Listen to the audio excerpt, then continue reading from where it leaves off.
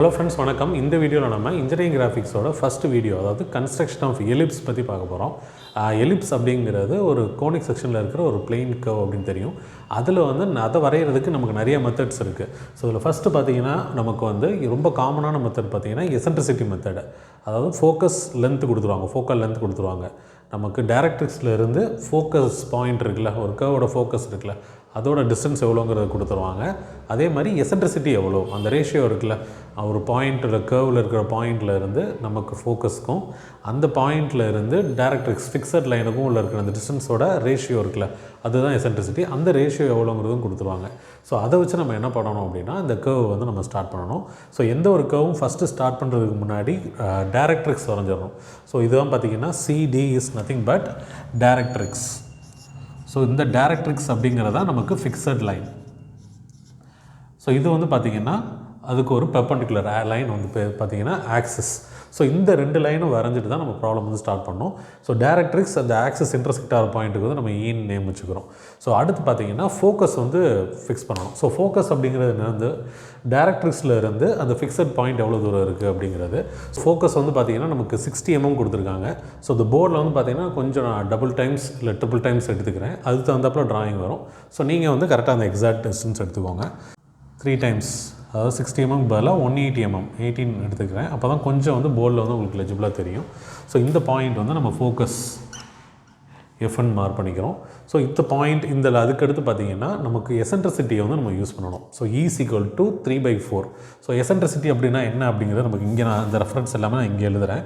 So E = 3/4 அப்படின்னு அவங்க கொடுத்துருக்கிறது என்ன அப்படின்னா 3 டைம்ஸ் ஃபோக்கஸ்லேருந்து அந்த ஃபிக்ஸட் கர்வில் இருக்கிற பாயிண்ட் இருக்கும். ஸோ E = PF/PXன்னு வச்சுக்கோங்களேன். எக்ஸுங்கிறது டைரக்ட்ரிக்ஸில் இருக்கிற ஒரு பாயிண்ட். ஸோ இங்கே ஒரு கர்வ் நம்ம கண்டிப்பாக எலிப்ஸ் எப்படி இருக்கும், இந்த ஆக்சிஸில் இன்டர்செக்ட் ஆகும். ஒரு எலிப்ஸ் வரைகிறோம், இல்லை பேரபோலா ஹைப்பர்போலா எது வரைஞ்சாலும் அதுக்குன்னு ஒரு ஆக்சிஸில் இன்டர்செக்ட் ஆகும்ல, அந்த பாயிண்ட் எப்படி இருக்குமா. ஸோ உதாரணமாக நான் இங்கே இப்போ சும்மா ரஃபாக ஒரு பாயிண்ட் வைக்கிறேன். இந்த P பாயிண்ட் Fல இருந்து 3 டைம்ஸ் இருக்கும். டைரக்ட்ரிக்ஸ் ஃபிக்ஸட் லைன்லேருந்து 4 டைம்ஸ் இருக்குன்னு சொல்கிறாங்க. ஸோ இப்போ நம்ம என்ன பண்ணணும்னா இந்த லைனை 7 பார்ட்ஸாக ஃபஸ்ட்டு பிரிக்கணும். ஸோ 7 பார்ட்ஸாக பிரிச்சுட்டு ஈக்குவல் பார்ட்ஸாக பிரிக்கணும். அந்த 7 பார்ட்ஸில் இது எங்கே நம்ம சென்டர் ஆக்சிஸ் பாயிண்ட் எங்கே மார்க் பண்ணணும் நம்ம அப்படின்னா PF இங்கேருந்து 3 டைம்ஸும் இங்கேருந்து 4 டைம்ஸும் மார்க் பண்ணிட்டா நமக்கு அந்த கர்வோட ஃபஸ்ட்டு பாயிண்ட்டை மார்க் பண்ணிடலாம். சரிங்களா. ஸோ இதுக்கு பார்த்திங்கன்னா டேரெக்டாக நம்ம என்ன பண்ணக்கூடாது, 7 பார்ட்ஸ், அதாவது இந்த டிஸ்டன்ஸை மெஷர் பண்ணி அதை அப்படியே 7ஆல் டிவைட் பண்ணி அதை 7 ஈக்குவல் பார்ட்ஸாக பிரிக்கக்கூடாது. அப்படி பிரித்தோம்னா நமக்கு மெஷர்மெண்ட்டில் என்ன வரும், நமக்கு டெசிமலில் வரும். ஸோ உதாரணமாக நமக்கு இதில் எவ்வளோன்னு எடுத்துருக்கோம், 60 mm. 60 நம்ம 7ஆல் டிவைட் பண்ணும்போது என்ன ஆகும்னா நமக்கு டெசிமலில் வேல்யூ வரும். நமக்கு ஸ்கேலில் அப்படி மார்க் பண்ண முடியாது. ஸோ ஒரு ஈக்குவல் லைன், ஒரு லைனை ஈக்குவல் பார்ட்ஸாக எனி நம்பர் ஆஃப் பார்ட்ஸை டிவைட் பண்ணுறதுக்கு நமக்கு ப்ரொசீஜர் இருக்குது. பக்கத்தில் ஒரு லைன் வரைஞ்சிடணும். ஸோ இது ஒரு ஸ்டாண்டர்ட் ப்ரொசீஜர். ஸோ இது எல்லாமே பார்த்திங்கன்னா நீங்கள் ஒரு 2H பென்சிலில் வரையணும். ஏன்னா இது எல்லாமே பார்த்திங்கன்னா ஒரு கன்ஸ்ட்ரக்ஷன் லைன்ஸ், ஒரு நம்ம டிவைட் பண்ணுறதுக்காக நம்ம ஒரு மெத்தடை ஃபாலோ பண்ணுறோம். சரிங்களா. ஸோ அதனால் இது நீங்கள் என்ன பண்ணிடக்கூடாது, HP பென்சில்லையோ H பென்சில்லையோ டார்க்காக வரைஞ்சிடக்கூடாது. 7 ஈக்குவல் பார்ட்ஸாக பிரிக்கணும். ஆனால் அந்த 7மே என்ன இருக்கணும், ஈக்குவல் வேல்யூ, ஈக்குவல் பார்ட்ஸாக பிரிக்கணும். ஸோ ஃபஸ்ட்டு இதில் ஸ்டார்ட் பண்ணுங்கள். ஸோ ஒரு பாயிண்ட் வைங்க. அடுத்து இங்கே பாயிண்ட் வச்சுருக்கீங்கல்ல, அடுத்து இங்கே ஒரு லைனு, ஸோ அடுத்து ஒரு பாயிண்ட்டு. இந்த மாதிரி 7 ஈக்குவல் பார்ட்ஸாக நீங்கள் பிரிக்கணும். இது 4th one, 5th one, 6th, 7th. சரிங்களா. இந்த மாதிரி 1 2 3 4 5 6 7 இந்த மாதிரி 7 ஈக்குவல் பார்ட்ஸாக பிரிச்சிட்டிங்களா. இது எவ்வளோ டிஸ்டன்ஸுங்கிறது நமக்கு தேவையில்லை. இந்த காம்பஸில் உங்களால் எவ்வளோ எடுக்க முடியுமோ. இப்போ நான் இதில் மார்க்கர் மாட்டியிருக்கிறதுனால கொஞ்சம் கஷ்டமாக இருந்தது. இந்த மாதிரி ஈக்குவல் பார்ட்ஸ், ஆனால் என்ன இருக்கணும், எல்லாமே ஈக்குவலாக இருக்கணும். அதான் இதில் ரொம்ப முக்கியம். ஸோ இதில் நீங்கள் என்ன பண்ணுங்கன்னா ஃபஸ்ட்டு இந்த 7 ஈக்குவல் பார்ட்ஸாக பிரிச்சுட்டு இப்போ ஸ்கேல் எடுத்துக்கோங்க. ஸ்கேல் எடுத்துகிட்டு இந்த F பாயிண்ட்டையும் அதை லாஸ்ட் நம்ம எந்த ஸ்ட்ரெயிட்லேயே நம்ம பிரிக்கிறோமோ அந்த லைனோட லாஸ்ட் பாயிண்ட் இருக்குல்ல, அதையும் இதையும் என்ன பண்ணுங்கள், ஜாயின் பண்ணிடணும். ஸோ இதெல்லாமே லைட்டாக வரையணும். சரிங்களா. சின்ன லைனாக லைட்டாக வரையணும். இப்போ நீங்கள் டிராஃப்டர் யூஸ் பண்ணுவீங்கல்ல, டிராஃப்டர் யூஸ் பண்ணும்போது கரெக்டாக இந்த இதுக்கு வச்சுட்டு என்ன பண்ணுங்கள், டிராஃப்டர் ஸ்கேலை டைட் பண்ணிடுங்க. டைட் பண்ணிட்டு என்ன பண்ணலாம், நீங்கள் பேரலல் லைன்ஸாக வரைஞ்சிடலாம். நான் வரைகிற மாதிரி ஸ்கேலில் வரையாதீங்க. ஸோ டிராஃப்டரில் என்ன பண்ணலாம், பேரலல் லைன்ஸாக வரைஞ்சிருங்க. ஸோ இந்த மாதிரி பண்ணுறது தான் கரெக்ட் ப்ரொசீஜர். ஸோ இதான் வந்து 7 ஈக்குவல் பார்ட்ஸாக நம்ம பிரிச்சுறது சரிங்களா. ஸோ இப்போ 1 2 3 4 5 6 7 ஈக்குவல் பார்ட்ஸாக பிரிச்சாச்சு. இப்போ 7 ஈக்குவல் பார்ட்ஸாக பிரித்தோன்னா நமக்கு அடுத்த ஒர்க் என்னென்னா அதில் இங்கே வந்து நம்ம மார்க் பண்ணுறது. நமக்கு ஆல்ரெடி தெரியும் PF = 3, அதாவது எஃப்பில் இருந்து மொத்தம் டிவிஷன் 3 டிவிஷன் 1 2 3. ஸோ இந்த பாயிண்ட் தான் என்னது தட் ஆக்சிஸில் வர்ற கர்வோட பாயிண்ட். இப்படி டிவைட் பண்ணதுக்கப்புறம் நமக்கு அடுத்த ஸ்டெப் என்னென்னு பார்த்தீங்கன்னா ஒரு பெர்பெண்டிகுலர் லைன் வரையணும். எங்கே அப்படின்னா இந்த வெர்டெக்ஸ் V இருக்குல்ல, இந்த V இது வந்து ஒரு வெர்டெக்ஸ் 1. நமக்கு எலிப்ஸுக்கு வந்து பார்த்திங்கன்னா 2 வெர்டெக்ஸ் வரும். ஸோ வெர்டெக்ஸ் அப்படின்னா என்னென்னா ஒரு கர்வ் வந்து ஆக்சிஸோட இன்டர்செக்ட் ஆகுதுல்ல, அந்த பாயிண்ட்டை தான் நம்ம வந்து வெர்டெக்ஸ்ன்னு சொல்கிறோம். So that is V1. Ellipse முடியும் போது எப்படி இருக்கும், நமக்கு V2ன்னு 2 பாயிண்ட் இருக்கும். ஸோ இப்போ V1லேருந்து நம்ம என்ன பண்ணுறோம், ஒரு பெர்பெண்டிகுலராக ஒரு லைன் வரைகிறோம். ஸோ பெர்பெண்டிகுலர் வரைகிறதுக்கு வந்து செட் ஸ்கொயரில் டிராஃப்டர் ஏதாவது யூஸ் பண்ணுங்கள். ஸோ யூஸ் பண்ணிட்டு கன்ஸ்ட்ரக்ஷன் லைன்ஸ் எல்லாத்துக்குமே நீங்கள் பார்த்தீங்கன்னா 2H பென்சில் யூஸ் பண்ணுங்கள்.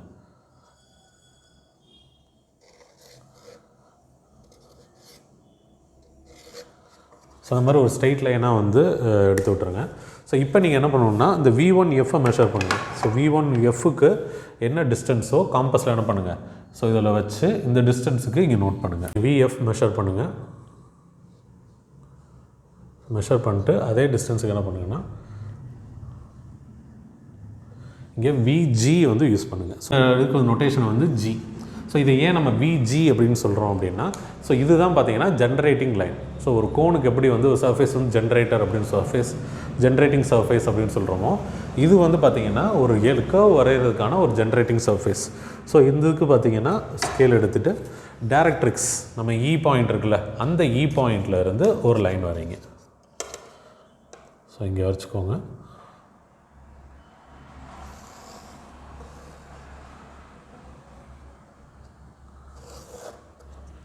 ஸோ அந்த மாதிரி வரைச்சிக்கோங்க. ஸோ இந்த பக்கம் அதே மாதிரி கீழே வரையணும் அவசியம் கிடையாது. சில பேர் என்ன பண்ணுவாங்கன்னா இதுவும் இப்படி கீழே வரைஞ்சி 2 லைன் வரைவாங்க.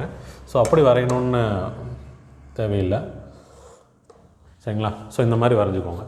இப்போ நீங்கள் என்ன பண்ணணுன்னா இந்த டிவிஷன்ஸ், ஸோ காம்பஸ் எடுத்துக்கோங்க. காம்பஸ் எடுத்துகிட்டு ஈக்குவல் டிவிஷன்ஸாக வந்து பிரிக்கணும். ஸோ இங்கே எப்படி நம்ம ஈக்குவலாக பிரித்தோமோ இங்கேயும் பார்த்திங்கன்னா நம்ம கன்ஸ்ட்ரக்ஷன் லைன்ஸ் வந்து வரையணும். ஸோ அந்த கன்ஸ்ட்ரக்ஷன் லைன்ஸ் வந்து எத்தனை சென்டிமீட்டரில் இருக்கான்னா ஒரு உதாரணமாக ஒரு 1 சென்டிமீட்டர் இருக்கலாம்னு வச்சுக்கோங்களேன். ஸோ நான் என்ன பண்ணுறேன்னா, ஸோ எனக்கு காம்பஸில் போர்டுக்கு எது கம்ஃபர்டபுளாக இருக்கோ அந்த இது வரைஞ்சிட்றேன். ஸோ இந்த பாயிண்ட்டு இதை நீங்கள் ஆர்க்காகவே வரையலாம். இந்த மாதிரி நிறைய லைன்ஸ் வரைஞ்சிக்கோங்க. ஸோ இது வந்து எக்ஸ்ட்ராவும் நம்ம வரைஞ்சி வைக்கலாம். அப்படி இல்லை அப்படின்னா திருப்பி நம்ம ஆட் பண்ணிக்கலாம். லைன்ஸ் வந்து எத்தனை வரையணும் அப்படிங்கிறது நம்மளால் சொல்ல முடியாது. நம்ம டிராயிங் ஃபுல்லாக வரைஞ்சதுக்கப்புறம் தான் நமக்கு தெரியும். ஸோ இந்த மாதிரி வரைஞ்சிடணும். இந்த மாதிரி ஒவ்வொருக்கும் ஒரு பாயிண்ட் வச்சு வரைஞ்சிடணும். ஸோ இப்போ என்ன பண்ணணும்னா இதுக்கு நம்பர் கொடுத்துருங்க. ஸோ இட் இஸ் 1 2 3 4 5 6 7 8 9 10 இந்த மாதிரி நம்பர் கொடுத்துட்டே போகலாம். ஸோ இப்போ நம்ம என்ன பண்ணணும் அப்படி இதுக்கு பெர்பெண்டிகுலராக நம்ம கன்ஸ்ட்ரக்ஷன் லைன்ஸ் வரையணும். ஸோ இப்படி வரைங்க.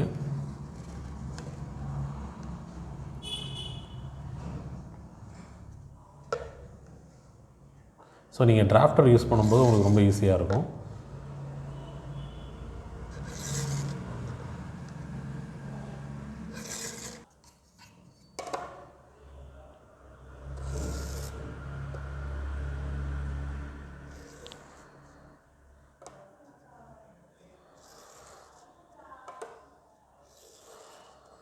ஸோ அந்த மாதிரி வந்திருக்குல்ல, ஃபஸ்ட்டு நம்ம இருக்கிற எவ்வளோ வருது அப்படிங்கிறத வச்சு அடுத்து நம்ம தேவையா இல்லையாங்கிறத இன்க்ரீஸ் பண்ணிக்கலாம்.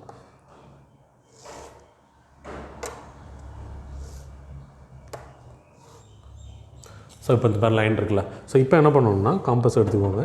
காம்பஸ் எடுத்துகிட்டு இந்த டிஸ்டன்ஸ் வந்து எடுங்க. 1 1 டேஷ் 1 A1 டேஷ் இருக்குல்ல, இந்த இது வந்து 1, இது 1 டேஷ் இல்லை A1 அந்த மாதிரி வச்சுக்கலாம். 1 டேஷ் வச்சுக்கோங்க.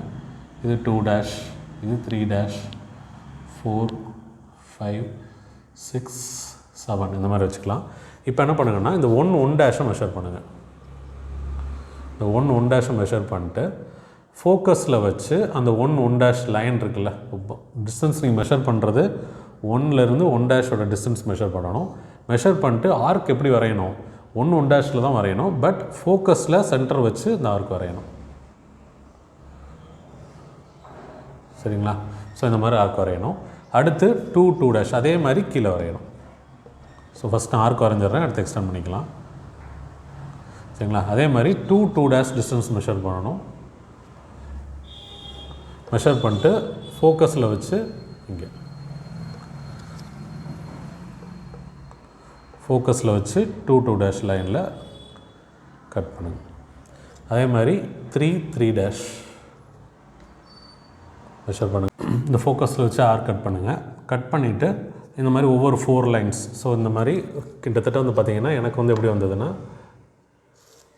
8 9 10 வரைக்குமே வந்தது. வந்து 4 4 டேஷ் 4 4 டேஷ் மெஷர் பண்ணுங்கள். மெஷர் பண்ணி ஃபோக்கஸுக்கு நேராக வைங்க. வைக்கும்போது இங்கே வருது எனக்கு. அதே மாதிரி ஃபோக்கஸில் இருந்து 4 4 டேஷ் லைன் வந்து இங்கே வரும். அடுத்து 5 5 டேஷ் மெஷர் பண்ணிட்டு ஃபோக்கஸில் வைங்க. 5 5 டேஷ் லைனில் எனக்கு இங்கே இன்டர்செக்ட் ஆகுது. அதே மாதிரி கீழே வந்து எனக்கு இங்கே இன்டர்செக்ட் ஆகுது. சிமிலர்லி 6 6 டேஷ் ஃபோக்கஸில் வச்சு 6 6 லைன் வந்து இங்கே வரும். அதே மாதிரி இங்கே 7 7 டேஷ் மெஷர் பண்ணுங்கள். ஃபோக்கஸில் வச்சு 7 வந்து மெஷர் பண்ணுங்கள்.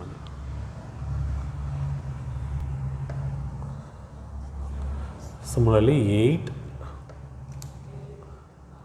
8 டேஷ் ஃபோக்கஸில் வச்சு இங்கே மெஷர் பண்ணுங்கள்.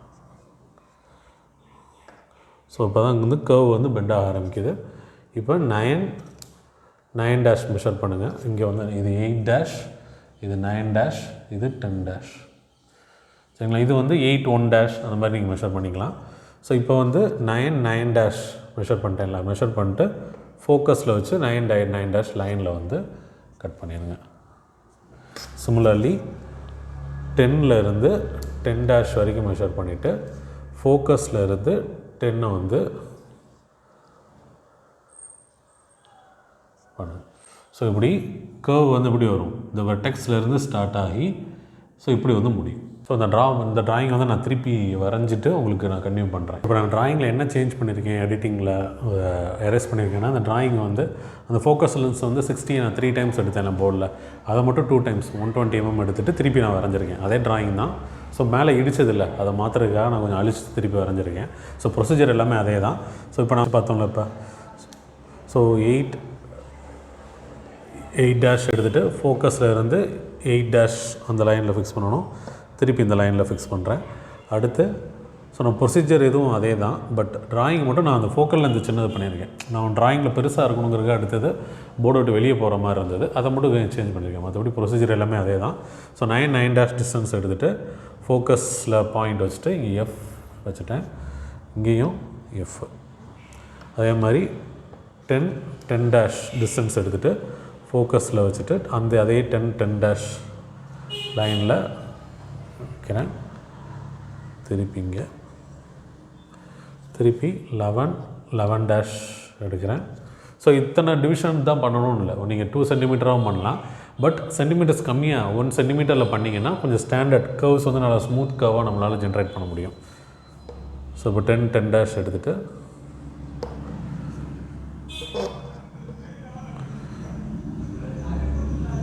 ஸோ கொஞ்சம் நான் அட்ஜஸ்ட் பண்ணி தான் வரைகிறேன். ட்ராயிங் காம்பஸ் கொஞ்சம் நகன்றுச்சு. ஸோ நீங்கள் அந்த ப்ரொசீஜர் மட்டும் கொஞ்சம் கரெக்டாக பார்த்துக்கோங்க. 11 டேஷ் அடுத்து 12 டேஷ். ஸோ கொஞ்சம் எனக்கு அதிகமாக தான் வருது, நான் கொஞ்சம் அட்ஜஸ்ட் பண்ணி தான் வரைஞ்சிட்ருக்கேன். So 12 dash. ஸோ இங்கே பாயிண்ட்டு. அதே மாதிரி 13 டேஷ் எடுக்கிறீங்க. ஃபோக்கஸ் லென்த் எடுத்து வச்சு இங்கே கட் ஆகுது. சரிங்களா? அதே மாதிரி இந்த பக்கம் 14 டேஷ்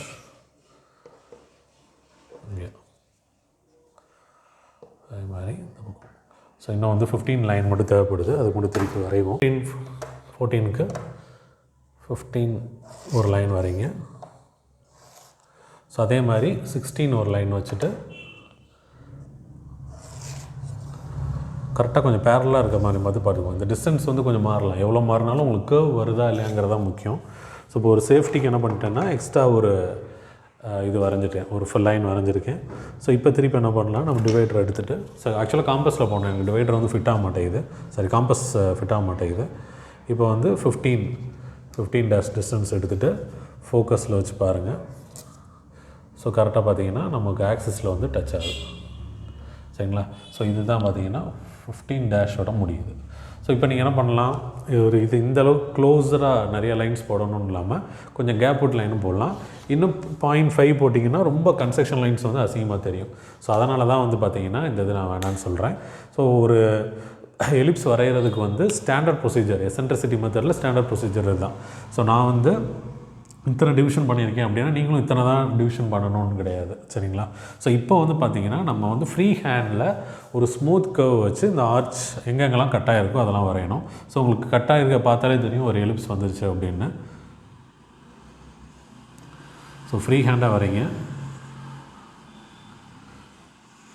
கொஞ்சம் ஒரு 4-5 பாயிண்ட்டை பார்த்துக்கோங்க. பார்த்துட்டு அது தந்தப்பில் வைங்க. இப்போ அடுத்தடுத்த பாயிண்ட் அப்படி சேர்க்குற மாதிரி வரையாதீங்க. ஸோ இப்படி பார்த்துக்கோங்க. ஸோ எப்படி போட்டால் இந்த மாதிரி வரும், கையை அது தந்தாப்பில் வச்சுக்கோங்க. வச்சுட்டு இப்படி கொண்டு வாங்க. ஓரளவு எல்லாமே காமனாக வர்ற மாதிரி லைன்ஸ். ஸோ அதே மாதிரி ஸோ இப்படி வரைங்க.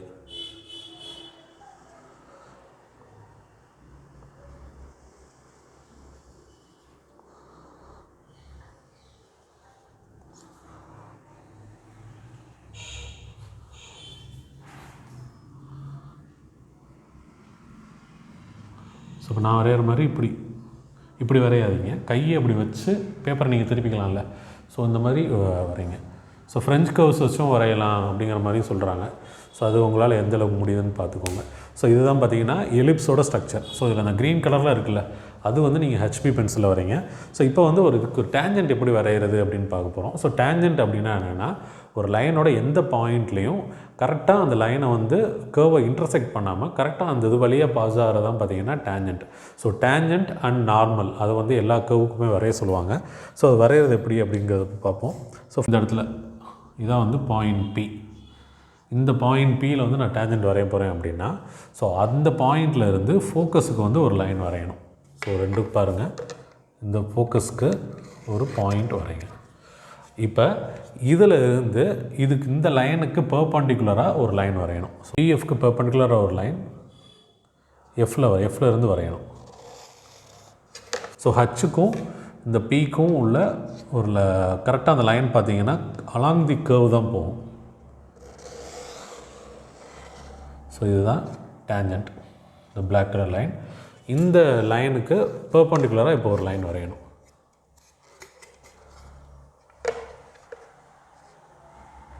அதே பாயிண்டில்